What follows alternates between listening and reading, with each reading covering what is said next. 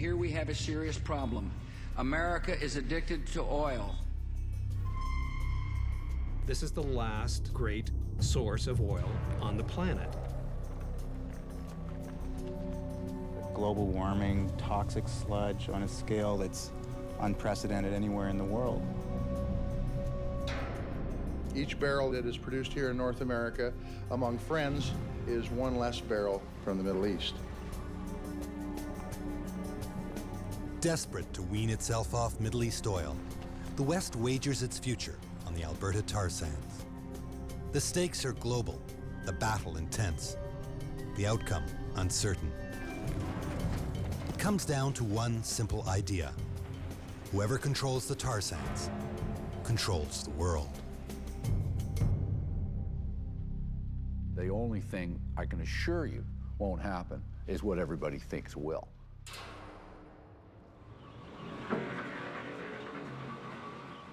Canada used to be a bit player in the global oil market with a reserve of just 5 billion barrels of conventional crude. But deep in the backwoods of Alberta is a buried treasure. Under an area the size of Florida, 174 billion barrels of oil up for grabs.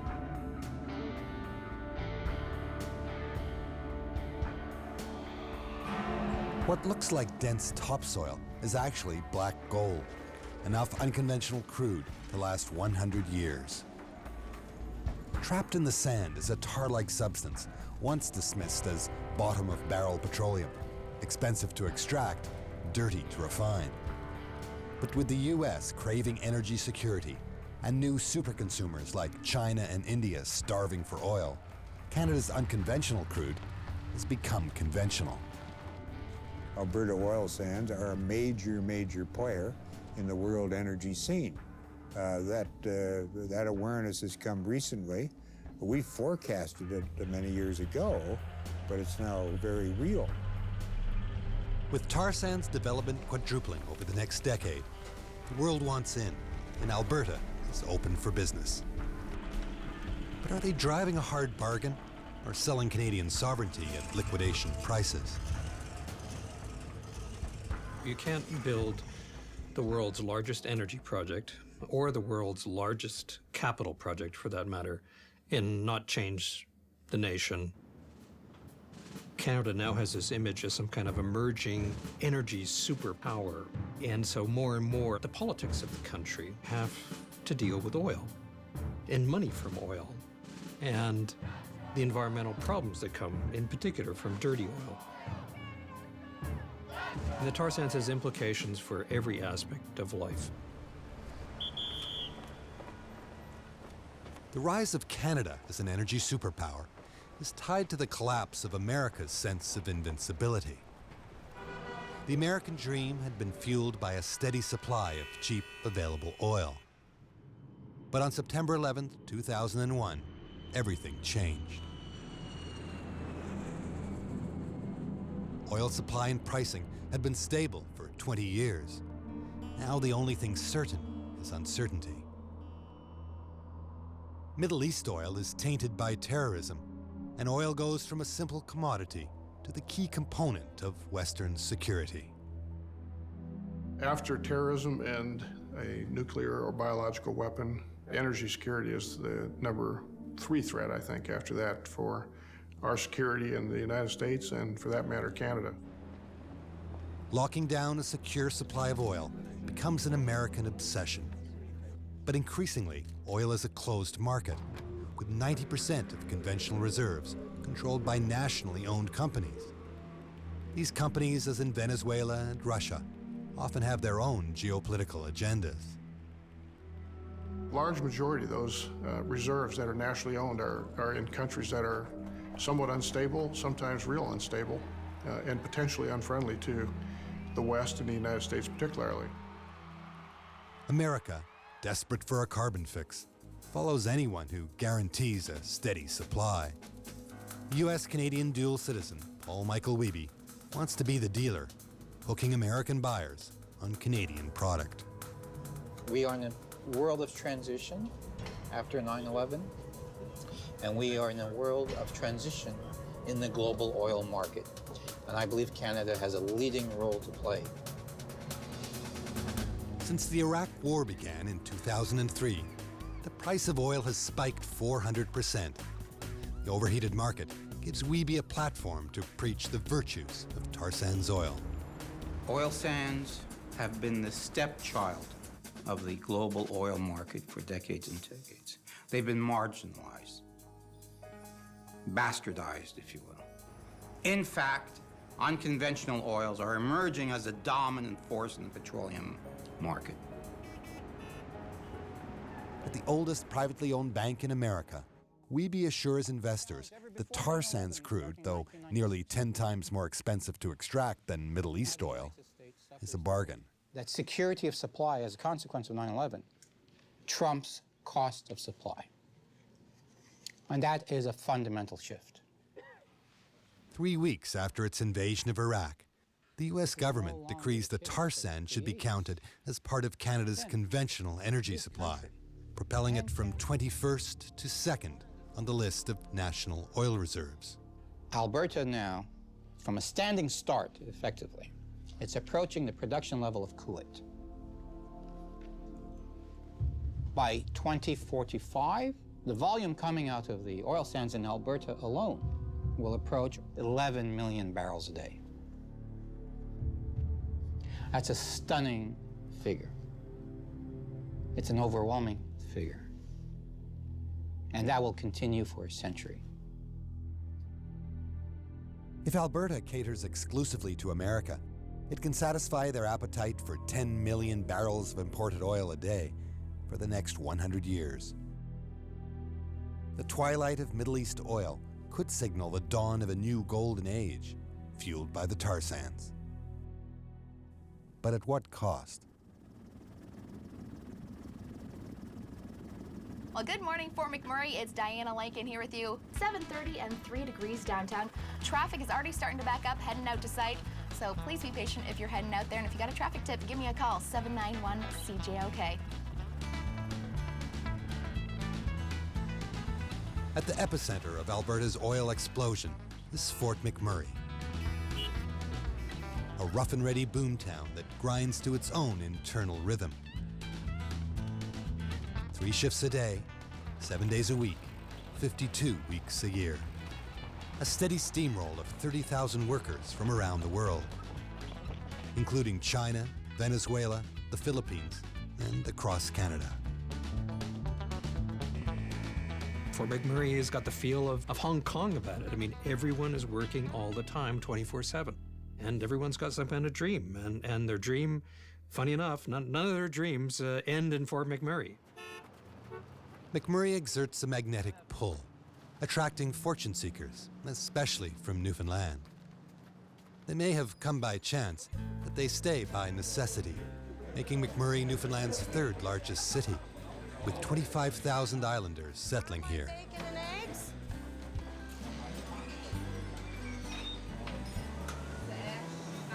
Moving from the rock to the sands makes one occasionally crave a taste of home. At Cozy Corners, one can get true comfort food, Newfie hash served by a waitress with a familiar accent. How you doing, bud?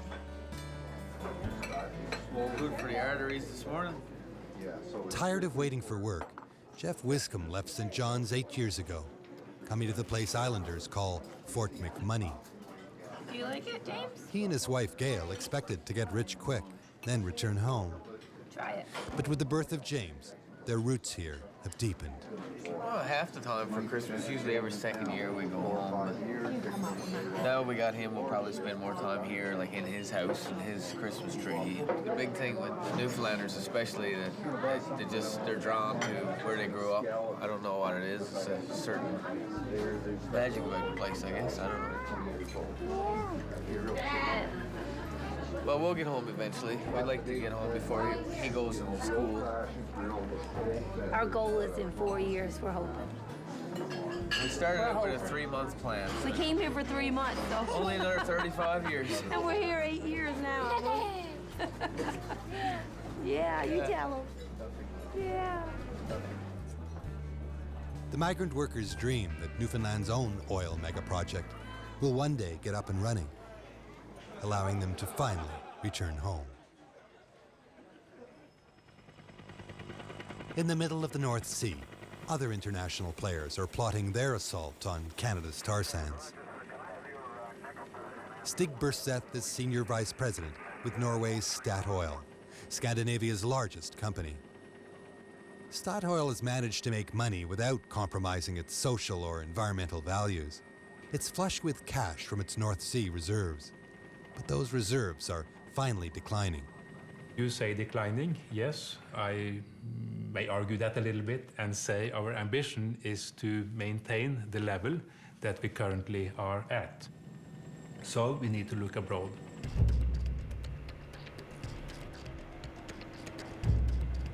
Traveling up the Athabasca River near Fort McMurray, Stig has over $2 billion to buy some pay dirt. He's just learned his company's oil fields in Venezuela have been expropriated by President Chavez, and Stig's desperate to secure a new foreign beachhead. Canada offers an attractive and stable regime very different from most other places around the world where you can find oil and gas. Looming over the riverbank is a rich outcrop of oil-soaked land. It's near an 1,100 square kilometer lease, held for the last 6 years by Calgary-based North American Oil Sands Corporation. Like many Canadian companies, they lack the billions needed to exploit the site. Money that Stig has in abundance. My goodness, look at this. Canada's loss is Norway's gain. I'd just like to welcome you. Okay. Stig is here to inspect the land with a team of geologists, substantiating claims before buying in. And you notice, of course, you're standing on oil sands. Everywhere you look is oil sand. It looks a little gray here, of course, because it weathers. But if you crack it open, you'll see this is oil sand. And of course, it's just sand that's saturated with bitumen. This nugget of black gold is a sign of 2 billion barrels of recoverable oil that the Calgary leaseholder claims are trapped in their land. This is just fabulous to see these rocks and these exposures in this setting. And I mean, this is on-the-job training. What you're looking at here, I mean, this is a natural pavement, and it's slowly melting. And in fact, you can see that this could even be considered a liquid. You can see the flow, and you can put your imprint in it. On a very hot day, this becomes very, very soft. And once you dig it up, you can see how rich that is. That's about as rich oil sand as comes about naturally. The size of the resource is enormous. And the day you can commercialize that resource, Canada will be sort of the second largest resource country in the world. To become second only to Saudi Arabia, Canada seems content to allow companies like Statoil lead the way. Joining Norway, other foreigners flock to the tar sands. Chinese investors and scientists survey the land. And this is where the center of universe for oil sand. Well, these are all the potential product that we can sell one day. As a rising economic superpower, China craves oil and knows Canada is a rare open market. Rather than establish its own national oil company, Canada leases land to the highest bidder, making some wonder if foreigners drive tar sands development. Are Canadians just along for the ride? I think it is a critical question. Do we have any sovereignty at all in terms of our energy sector? Because it is majority foreign-owned.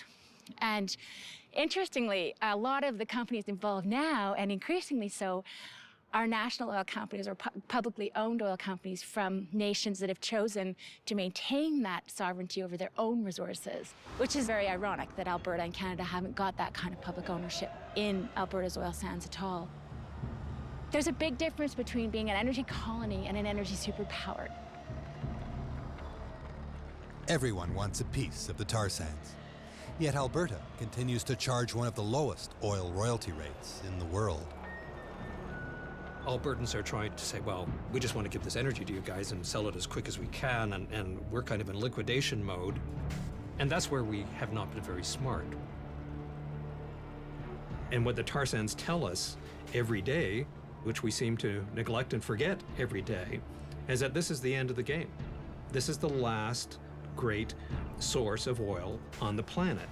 And you know what, guys? It's really dirty, it's really expensive, it comes with a huge environmental footprint. It takes approximately the energy equivalent of 1 barrel of oil to produce 2 barrels of oil in Fort McMurray. No civilization can survive long with that kind of ratio. And for Canadians not to recognize that is probably the greatest national folly that this country has ever been part of.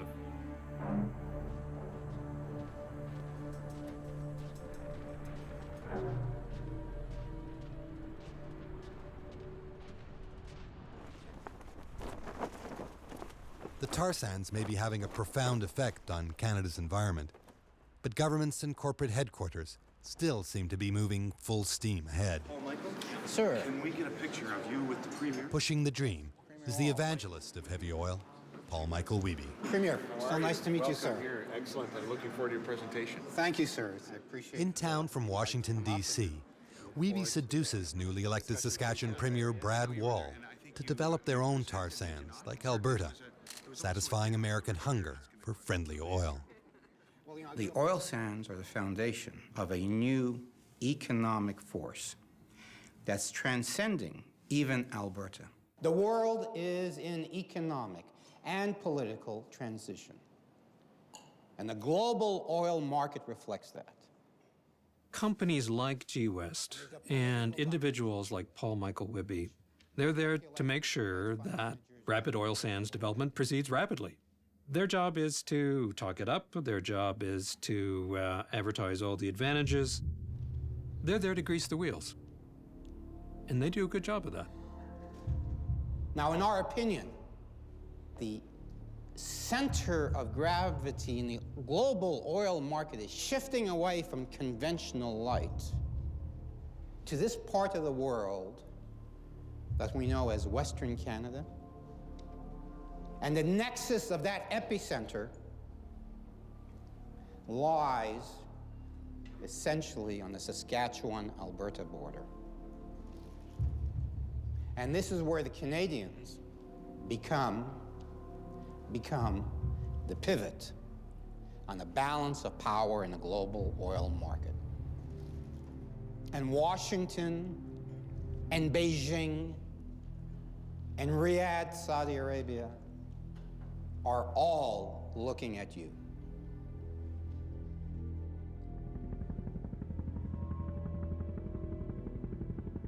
Wiebe's words echo north, across Saskatchewan's boreal forest. Saskatchewan has identified 1.5 billion barrels of oil trapped under a 2,800 square kilometer piece of land. They hope deep-pocketed Americans will come in and exploit their tar sands, transforming Saskatchewan into a mini Alberta. But be careful what you wish for. Across the border, the Alberta tar sands are an economic free-for-all, with an average of 10 exploration leases granted weekly for the last 5 years. There was no national debate about how fast we should develop the tar sands. And we'll just let the marketplace kind of decide who gets what and how much do they get. And so we just opened the doors and then boom, the place exploded.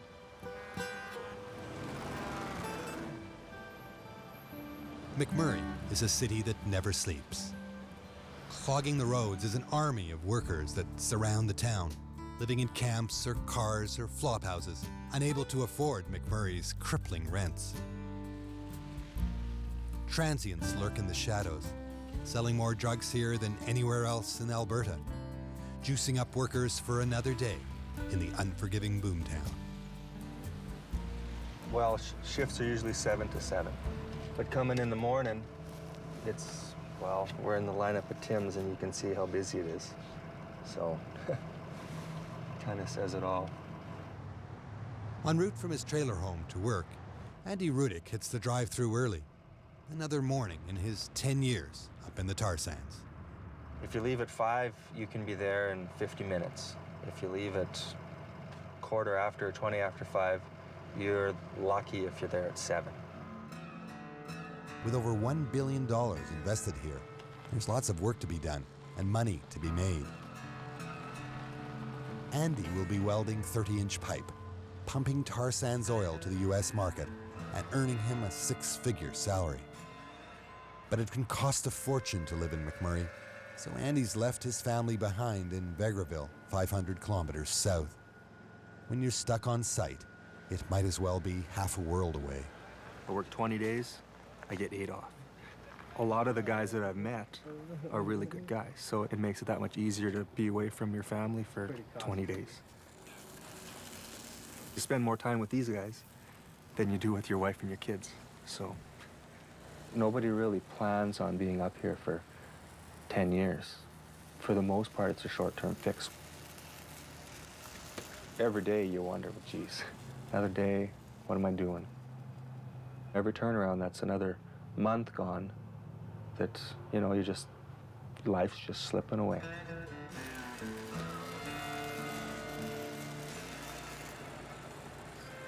Andy's lost track of how many thousands of sections of pipe he's welded